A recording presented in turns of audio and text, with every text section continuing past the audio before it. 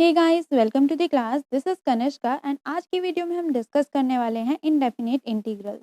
तो next unit हमने start कर दी है इनडेफिनेट इंटीग्रल्स की। तो क्या होता है इंटीग्रल? सबसे पहले हमें ये समझना पड़ेगा कि इंटीग्रल क्या होता है, फिर हम उसका टाइप देखेंगे इनडेफिनेट, एंड नेक्स्ट यूनिट में हम करने वाले हैं डेफिनेट इंटीग्रल। तो इंटीग्रल क्या होता है? जब हम रिवर्स कर देते हैं डिफरेंशिएशन का प्रोसेस, जो हम डिफरेंशिएशन करते हैं, डेरिवेटिव निकालते हैं, अगर उसको रिवर्स कर देते हैं, हम आंसर से क्वेश्चन पे आ जाते हैं, उसी को हम बोलते हैं इंटीग्रल, या फिर हम इसे बोल सकते हैं एंटी डिफरेंशिएशन। तो अगर हम किसी यूनिट का डिफरेंशिएशन उसका एंटी कर देते हैं, मतलब उल्टा कर देते हैं, रिवर्स कर देते हैं, तो उस टर्म को बोला जाता है इंटीग्रल। इंटीग्रल का जो साइन होता है वो इलोंगेटेड एस होता है, मतलब लंबा सा हम एस बना देते हैं। तो हम इसको ऐसे रीड करेंगे, integral of the function F X. तो इसको हम इंटीग्रल रीड करते हैं, integral of the function F X with respect to X. तो हम इसको ऐसे रीड करते हैं, function F X is the integrand in this. इसमें इंटीग्रेंट क्या है? फंक्शन एफ एक्स, जिसका हमें फंक्शन इंटीग्रल निकालना है। Answer of the integration have C. अब जो इसका आंसर आएगा, आंसर में इसका एक सी वेरिएबल भी होता है। आंसर में, इंटीग्रल के आंसर में सी वेरिएबल भी काउंट होता है, और ये सी किसी भी आर्बिट्ररी वैल्यू या कांस्टेंट को हम बोल सकते हैं। अगर हमारा क्वेश्चन है 3x एंड हमें इसको डिफरेंशिएशन करना है, तो इसका आंसर सिंपली 3 आ गया, वेरिएबल कैंसिल आउट हो गया, डिफरेंशिएशन हमने कर दिया 3। अब इस केस में तो हम उल्टा जा सकते हैं, 3x लिख सकते हैं इंटीग्रल के केस में। बट अगर हमारा क्वेश्चन में 3 है एंड उसका अगर हम डिफरेंशिएशन करें, तो इसका आंसर हो जाता है डिफरेंशिएशन में 0। तो उस केस में हम इंटीग्रल को रिवर्स नहीं कर पाएंगे। इसके लिए हमने एक आर्बिट्रेरी वैल्यू लेके चलेंगे इसके आंसर के साथ, जो कि होती है सी। तो इसका जब भी आंसर आएगा इस फंक्शन का, अगर हम इंटीग्रल निकाल रहे हैं किसी भी फंक्शन का, उसके आंसर में सी मस्ट होना चाहिए, क्योंकि हम उसके एक्स्ट्रा वैल्यू को लेके चलते हैं। अगर 0 होगी तब भी सही है, अगर कोई कांस्टेंट होगी तब भी सही है। नेक्स्ट हम कुछ एग्जांपल्स लेके चलते हैं कि कैसे सॉल्व किया जाता है इनडेफिनेट इंटीग्रल। तो फर्स्ट क्वेश्चन देखते हैं। इंटीग्रल हमें निकालना है, इंटीग्रेशन हमें निकालना है 3x² dx का विद रिस्पेक्ट टू x। इसको हम रीड करेंगे विद रिस्पेक्ट टू x। तो हमें इंटीग्रेशन करना है 3x² का विद रिस्पेक्ट टू dx।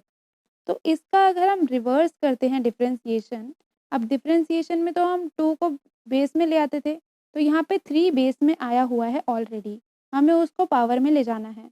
तो इसकी पावर में से हम डिफरेंशिएशन में -1 करते थे, अब यहाँ पे +1 हो जाएगा।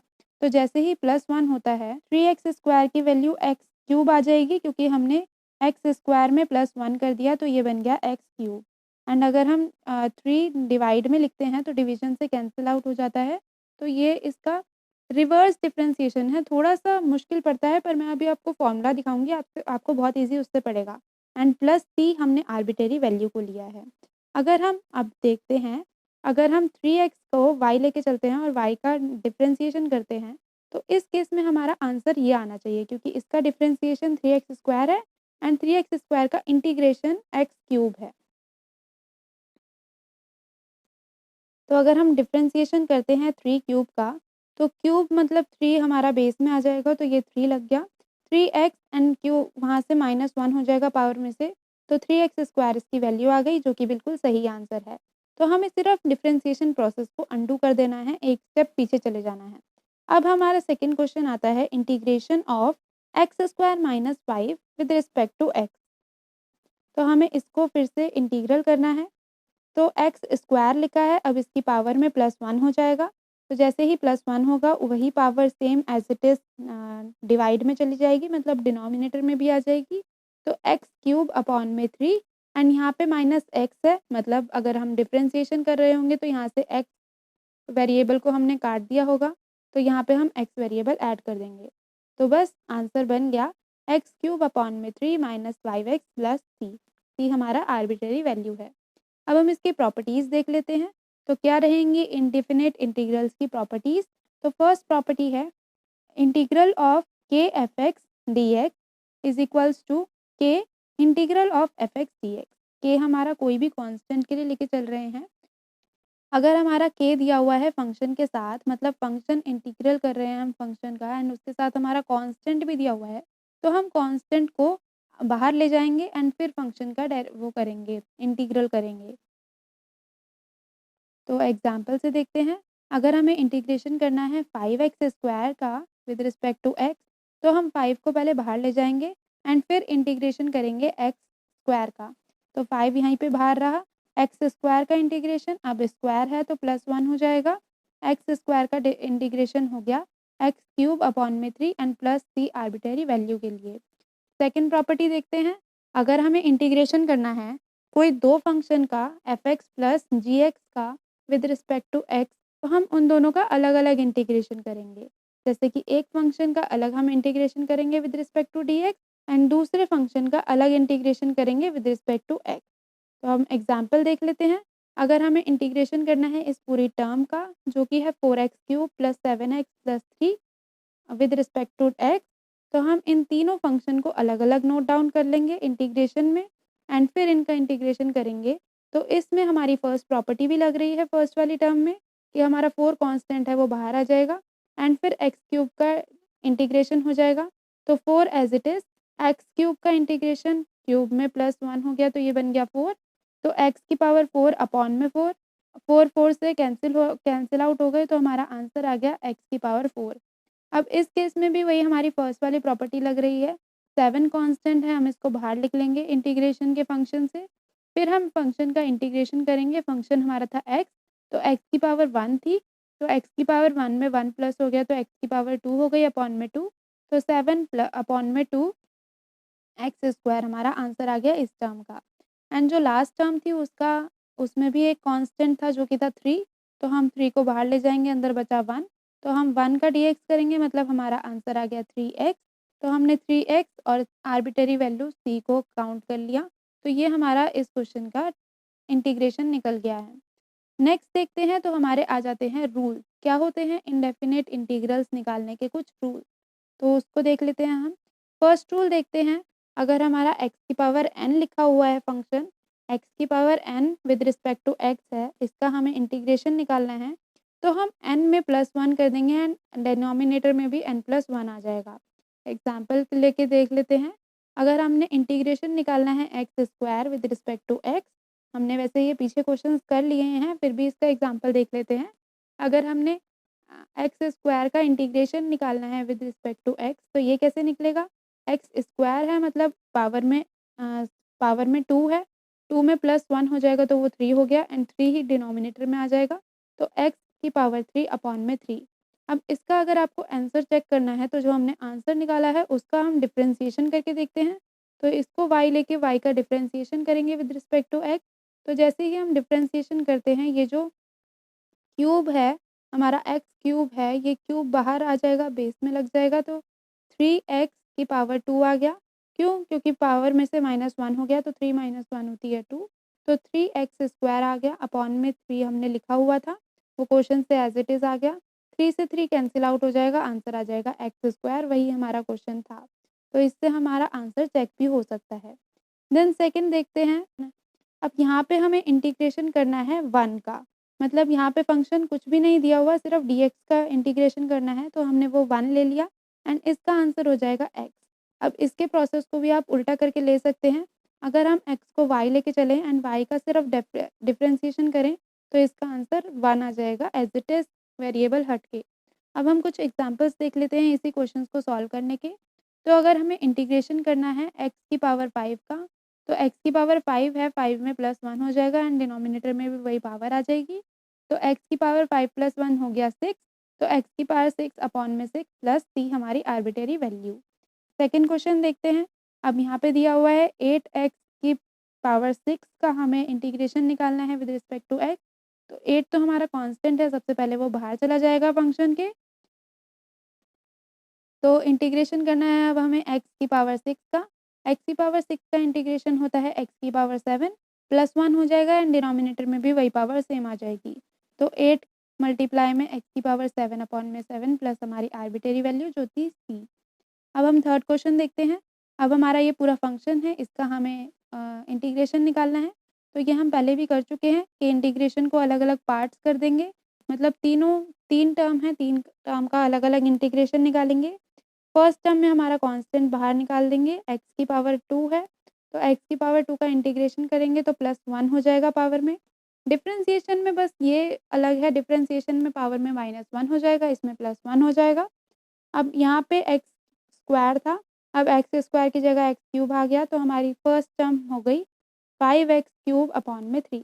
सेकेंड टर्म था 4x, 4x में से 4 कांस्टेंट था वो बाहर आ गया, एक्स का इंटीग्रेशन हो गया एक्स स्क्वायर अपॉन में 2, 2 से 4 कैंसिल आउट हो जाएगा, तो आंसर आएगा 2x स्क्वायर। अब हमारा जो लास्ट टर्म थी वो थी 3, 3 का हमें इंटीग्रेशन निकालना था, 3 कांस्टेंट था वो हमने बाहर निकाल लिया, अंदर बचा 1, मतलब सिर्फ हमें dx का इंटीग्रेशन निकालना है, तो वो हो गया x, तो 3x प्लस में c जो हमारी आर्बिट्रेरी वैल्यू थी। एंड देन क्वेश्चन नंबर 4 देखते हैं। A particular curve has its derivative given by dx upon में dy इज इक्वल्स टू में 3x स्क्वायर माइनस में 2y। अब इसमें क्या दिया हुआ है, एक पर्टिकुलर कोई कर्व है, उसका डेरिवेटिव हमें दिया हुआ है dx अपॉन dy की फॉर्म में, जो कि हमारा ये है डेरिवेटिव इसका 3x स्क्वायर माइनस में 2x। We told that the curve passes through the point 2 और 5। हमारा जो ये कर्व जा रहा है, कि कर्व का डेरिवेटिव दिया हुआ है, कर्व पर्टिकुलर नहीं दिया हुआ, हमें वो इक्वेशन फाइंड करनी है कर्व की, और वो जो कर्व पास हो रहा है वो पॉइंट से 2 और 5, तो 2 और 5 से कर्व जाते हुए हमारी इक्वेशन फाइंड करेगा, वो हमने निकालनी है। ये हमें डिफरेंशिएशन दिया हुआ था क्वेश्चन में। अब हम सबसे पहले सॉल्यूशन में इसका इंटीग्रेशन करेंगे, तो हमने इस फंक्शन को पुट कर दिया है y, हमारा फंक्शन था 3x square minus 2x, with respect to x हम इसका इंटीग्रेशन निकाल लेंगे, तो दो टर्म अलग अलग हैं, दोनों का अलग अलग इंटीग्रेशन हम निकाल लेंगे। इसमें से 3 कांस्टेंट बाहर आ गया, एंड एक्स स्क्वायर का इंटीग्रेशन हो गया एक्स क्यूब अपॉन में 3। अब यहाँ पे इस टर्म में भी 2 जो कांस्टेंट था वो बाहर आ गया, 2 का फिर से इंटीग्रेशन हो गया, x का फिर से इंटीग्रेशन हो गया एक्स स्क्वायर अपॉन में 2, 2 से 2 कैंसिल आउट हो जाएगा, यहाँ पे 3 से 3 कैंसिल आउट हो जाएगा, और c हमारी आर्बिट्रेरी वैल्यू लग जाएगी, तो हमारी इक्वेशन आ गई एक्स क्यूब माइनस में एक्स स्क्वायर प्लस में c। यही हमारी इक्वेशन थी। अब जो इक्वेशन में से पास हो रहे थे, अब जो इक्वेशन का कर्व बन रहा था, उसके पॉइंट पास हो रहे थे 2 और 5 से, तो हम इसको सब्स्टिट्यूट कर देंगे अपनी वैल्यूज़ में, तो हमारी इक्वेशन आई थी y is equals to X cube minus में एक्स स्क्वायर प्लस सी। तो हमने जो हमारा x था वो फर्स्ट टर्म हो गई, तो x को हमने पुट करना है 2, एंड जो हमारी सेकेंड टर्म थी 5 वो y हो गया, तो y को हमने पुट करना है 5। तो जैसे ही हम पुट करेंगे 5 इज इक्वल्स टू 2 का क्यूब माइनस में 2 का स्क्वायर प्लस c, तो यहाँ से हमारी c की वैल्यू आ जाएगी, तो जो कि आई है 1। तो हमारी इक्वेशन में c की वैल्यू आ गई। अब हम इक्वेशन अपनी लिख सकते हैं y is equals to X cube minus में एक्स स्क्वायर प्लस में 1। तो ये हमारी इक्वेशन आ गई जो क्वेश्चन में पूछी गई थी। अब हमारा नेक्स्ट टॉपिक आता है मेथड ऑफ सब्स्टिट्यूशन। सब्स्टिट्यूशन मतलब हमें इंटीग्रेशन निकालना है सब्स्टिट्यूट करके, तो ये हम आगे देखते हैं। तो इसमें सॉल्व कैसे करेंगे, किसी भी इंटीग्रेशन का सॉल्यूशन हम कैसे निकालेंगे, अपने वेरिएबल को सब्स्टिट्यूट करके, जो हमारा इंटीग्रेंड होगा उसकी जगह हम कोई वेरिएबल सब्स्टिट्यूट कर देंगे, एंड देन सॉल्यूशन निकालेंगे। तो एग्जांपल देखते हैं 1। सॉल्व करना है हमें इंटीग्रेशन ऑफ 1 प्लस 5x की पावर 1 अपॉन में 2 dx। अब ये देखने से ही थोड़ा मुश्किल लग रहा है, ये हम सॉल्व नहीं कर पाएंगे डायरेक्टली, तो हमने 1 प्लस 5x को लेट कर लिया है y, तो y को हमने लेट कर लिया है 1 प्लस 5x, इसकी जगह पे हम y लिख देंगे। सबसे पहले हमने y लेट कर लिया अपने फंक्शन को, जो कि था 1 प्लस 5x, तो 1 प्लस 5x को जैसे ही हम y पुट करेंगे, उसके बाद नेक्स्ट स्टेप है हमें इसका डेरिवेटिव निकालना है, तो हम dy अपॉन डी निकालेंगे। तो dy अपॉन डी के केस में फर्स्ट जो कांस्टेंट था उसके साथ कोई वेरिएबल नहीं है, तो ये कैंसिल आउट हो गया, 0 हो गया। देन सेकंड जो टर्म थी इसके साथ वेरिएबल कैंसिल आउट होके कांस्टेंट आ जाएगा, जो कि आया है 5। अब ये जो dx है ये डिवाइड की फॉर्म में है, राइट हैंड साइड जाके मल्टीप्लाई की फॉर्म में आ जाएगा, तो dy इज इक्वल्स टू में 5 dx हमारी इक्वेशन बन गई है, एंड यहाँ से हम dx की वैल्यू निकाल लेंगे, जो कि आई है dy अपॉन में 5। तो हमारी dx की इक्वेशन आ गई dy अपॉन में 5। अब हमारा जो क्वेश्चन था उसको हम पुट करेंगे, एंड इसमें हमने इसकी जगह 1 प्लस 5x की जगह y पुट किया, क्योंकि हमने लेट किया था, तो y की पावर 1 अपॉन में 2, एंड dx की जगह पे हमने जो निकाला था अपना dy अपॉन में 5 ये पुट किया, अब 1/5 जो था हमारा कांस्टेंट है वो हम बाहर लेके चले जाएंगे एंड फिर हमें इंटीग्रेशन करना है y की पावर 1/2 का विद रिस्पेक्ट टू y। अब इसमें हमने 1/5 बाहर ले गए, देन हम इसको इंटीग्रेशन करेंगे तो इसकी पावर में +1 हो जाएगा एंड वही डिनोमिनेटर में एज इट इज़ आ जाएगा। तो y की पावर 1/2 + 1 एंड अपॉन 1/2 + 1 एंड सी हमारी आर्बिट्रेरी वैल्यू। तो इसको हम सॉल्व कर लेंगे, ये आ गया, इसकी पावर में 3/2 आ गया एंड जैसे ही हम डिनोमिनेटर को न्यूमरेटर में लेके जाएंगे ये रेसिप्रोकल हो जाएगा। तो हमारा आंसर आ जाता है 1/5 मल्टीप्लाई में 2/3 y 3 की पावर y की पावर 3/2 प्लस सी। अब यहाँ पे हम अपनी y की वैल्यू पुट कर देंगे जो क्वेश्चन में थी, हमने लेट की थी। तो y की वैल्यू हमने लेट की थी 1 + 5x। तो वो जैसे ही हम पुट कर देंगे इस क्वेश्चन का आंसर निकल गया। तो ऐसे हम निकालेंगे सब्स्टिट्यूशन वाले केस में हमारे सॉल्यूशन। सेकंड एग्जांपल देखते हैं, सब्स्टिट्यूशन का केस ही है। तो इंटीग्रेशन करना है हमें 2x का अंडर रूट में x² + 1 with respect to x की फॉर्म में। तो हम यहाँ पे क्या लेट कर रहे हैं, यहाँ जो अंडर रूट के अंदर जो हमारा फंक्शन दिया हुआ है उसको हम u लेट कर लेते हैं, देन हम डिफ्रेंशिएशन करते हैं u का विद रिस्पेक्ट टू x। तो यहाँ पे जो 2 है ये बेस में आ जाएगा तो 2x बन गया एंड 1 का डिफ्रेंशिएशन 0 हो गया तो 2x हमारा आंसर आ गया। अब dx हम उस फॉर्म में ले जाएंगे, मल्टीप्लिकेशन राइट हैंड साइड ले जाके मल्टीप्लाई में लिख देंगे, देन हमारा dx की वैल्यू आ गई du अपॉन में 2x। देन हम हमारा फंक्शन लिखेंगे एंड इसमें हमारा ये हमने पुट किया था u, तो हम u लिख देंगे इस फंक्शन की जगह, मतलब अंडर रूट में u आ जाएगा। तो हमारा फंक्शन बन गया integration of 2x under root में u du अपॉन में 2x। अब dx की जगह भी हमने उसकी वैल्यू लिख दी जो हमने निकाली थी, du अपॉन में 2x। अब हमारा जो फंक्शन बन गया ये 2x से 2x कैंसिल आउट हो गया और ये अंडर रूट को हम 1/2 लिख सकते हैं। तो हमारा फंक्शन देखिए कितना सिंपलर बन गया। हमारा फंक्शन बन गया इंटीग्रेशन ऑफ u की पावर 1/2 du। अब जैसे ही हम इसकी पावर को +1 करेंगे तो एलसीएम लेके इसकी +1 पावर कर देंगे एंड डिनोमिनेटर में भी वही सेम आ जाएगी पावर। तो u की पावर 3/2 अपॉन में 3/2। अब जैसे ही हम 3/2 को डिनोमिनेटर से न्यूमरेटर में आएंगे ये रेसिप्रोकल हो जाएगा एंड हम u की वैल्यू पुट कर देंगे तो हमारा आंसर आ गया 2 मल्टीप्लाई में x² + 1 की पावर 3/2 अपॉन में 3 प्लस सी जो हमारा आर्बिट्रेरी वैल्यू थी। देन नेक्स्ट क्वेश्चन देखते हैं। तो नेक्स्ट क्वेश्चन भी ये सब्स्टिट्यूशन का ही केस है। इसमें हमें इंटीग्रेशन करना है 3x मल्टीप्लाई में 3x with respect to x। तो यहाँ पे हमारी जो बेस है वो सेम है, पावर्स जो है वो भी सेम है, पर हम अलग अलग मान के इसको प्लस कर लेंगे। तो यहाँ पे बेस सेम है तो हमने एक साथ लिख दिया x + x जो कि बन गया e2x। तो हमें इंटीग्रेशन करना है e2x with respect to x का। अब ये हमारा क्वेश्चन बन चुका है। अब हम यहाँ पे 2x को लेट कर लेंगे u, फिर हम इसका डिफ्रेंशिएशन निकालेंगे तो जो कि निकलता है 2। यहाँ पे हम dx की वैल्यू निकाल लेंगे जो कि आई है du अपॉन में 2। अब इस जगह में हम dx और 2x की वैल्यू पुट कर देंगे जो हमने लेट की थी। तो इंटीग्रेशन ऑफ e की पावर u एंड dx की जगह हमने इसकी वैल्यू निकाल ली, du अपॉन में 2 लिख दिया एंड 1/2 अब जो था वो कांस्टेंट था तो हम कॉमन आउट ले गए, बाहर ले गए इंटीग्रेशन फंक्शन से। देन हमने फंक्शन का इंटीग्रेशन किया जो कि था e की पावर u du।